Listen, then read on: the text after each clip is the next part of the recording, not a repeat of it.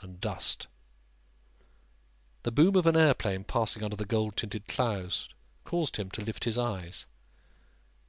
The deuce of a lot of expansion had gone on, but it all came back to a cemetery, to a name and a date on a tomb. And he thought, with a curious pride, that he and his family had done little or nothing to help this feverish expansion. Good, solid middlemen, they had gone to work with dignity to manage and possess. Superior Dorset, indeed, had built in a dreadful and Jolyon painted in a doubtful period, but so far as he remembered, not another of them all had soiled his hands by creating anything, unless you counted Val Darty and his horse-breeding.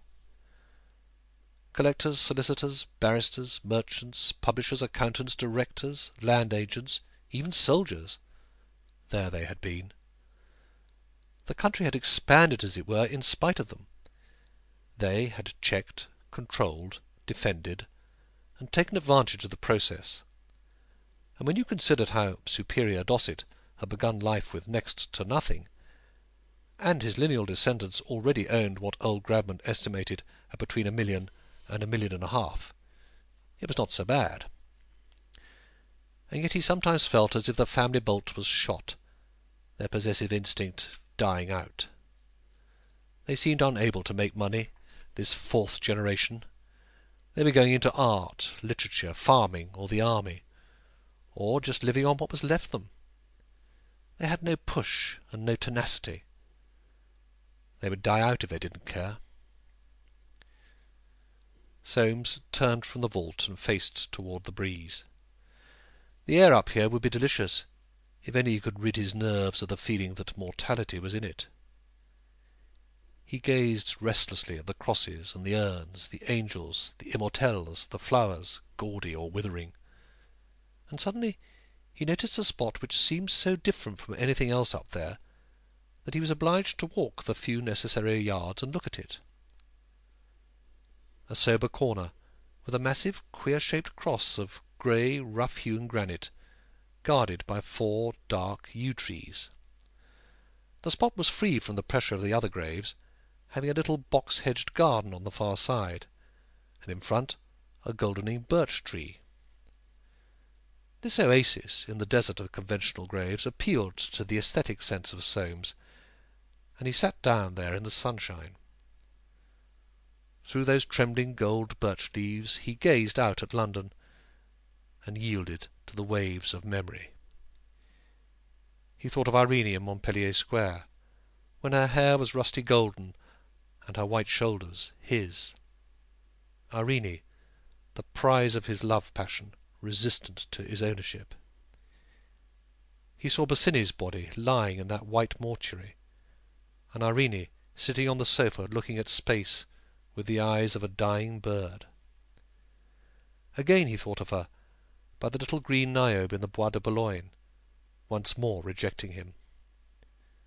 His fancy took him on, beside his drifting river, on the November day when Fleur was to be born, took him to the dead leaves floating on the green-tinged water, and the snake-headed weed forever swaying and nosing, sinuous, blind, tethered, and on again to the window open to the cold, starry night above Hyde Park, with his father lying dead. His fancy darted to that picture of the future town, to that boy's and Fleur's first meeting, to the bluish trail of Prosper Profond's cigar, and Fleur in the window pointing down to where the fellow prowled, to the sight of Irene and that dead fellow sitting side by side in the stand at Lord's, to her and that boy at Robin Hill, to the sofa where Fleur lay crushed up in the corner, to her lips pressed into his cheek, and her farewell, "Daddy." And suddenly he saw again Irene's grey gloved hand waving its last gesture of release. He sat there a long time, dreaming his career, faithful to the scut of his possessive instinct, warming himself even with its failures. To let. The Forsyte age and way of life, when a man owned his soul, his investments, and his woman, without check or question. And now the state had, or would have, his investments, his woman had herself, and God knew who had his soul. To let, that sane and simple creed. The waters of change were foaming in, carrying the promise of new forms only when their destructive flood should have passed its full. He sat there, subconscious of them, but with his thoughts resolutely set on the past, as a man might ride into a wild night with his face to the tail of his galloping horse.